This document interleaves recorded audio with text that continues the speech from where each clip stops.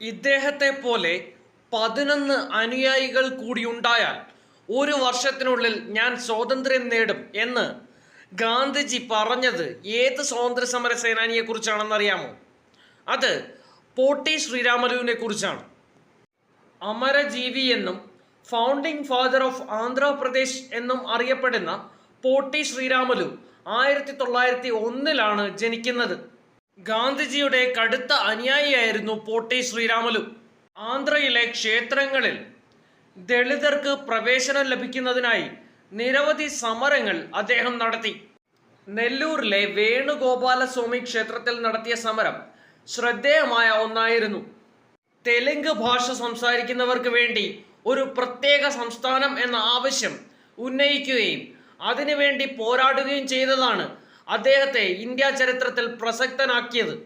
1952 ഈ ആവശ്യം ഉന്നയിച്ച് അദ്ദേഹം ഒരു അനിശ്ചിതകാല സത്യാഗ്രഹം തുടങ്ങി. 1952 ഒക്ടോബറിൽ തുടങ്ങിയ സമരം 1952 ഡിസംബർ 15 അദ്ദേഹത്തിന്റെ മരണത്തോടു കൂടിയാണ് അവസാനിച്ചത്. 56 ദിവസം നിരാഹാരം കിടന്ന് അദ്ദേഹം മരിച്ചതിനെ തുടർന്നുണ്ടായ സമരങ്ങളാണ് 1953 ഒക്ടോബർ 1 ഭാഷാടിസ്ഥാനത്തിൽ ഇന്ത്യയിൽ ആദ്യമായൊരു സംസ്ഥാനം നിലവിൽ വരാൻ കാരണം. തെലുങ്ക് ഭാഷ സംസാരിക്കുന്നവർക്കായി കുർണൂൽ ആസ്ഥാനമാക്കി ആന്ധ്ര എന്ന സംസ്ഥാനം അന്ന് രൂപം കൊണ്ടു. ടി പ്രകാശമായിരുന്നു ആന്ധ്രയുടെ ആദ്യത്തെ മുഖ്യമന്ത്രി. പോട്ടി ശ്രീരാമലു ജനിച്ച നെല്ലൂർ ജില്ല ഇന്ന് ആന്ധ്രാപ്രദേശിന്റെ ഭാഗമാണ്.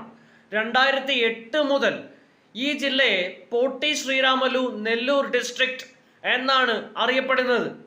പോട്ടി ശ്രീരാമലു ആന്ധ്ര സംസ്ഥാനത്തിന് വേണ്ടി നിരാഹാര സമരം നടത്തിയത് ചെന്നൈയിലാണ്. അതുകൊണ്ട് തന്നെ പോട്ടി ശ്രീരാമലു മെമ്മോറിയൽ സ്ഥിതി ചെയ്യുന്നത് ചെന്നൈയിലാണ്.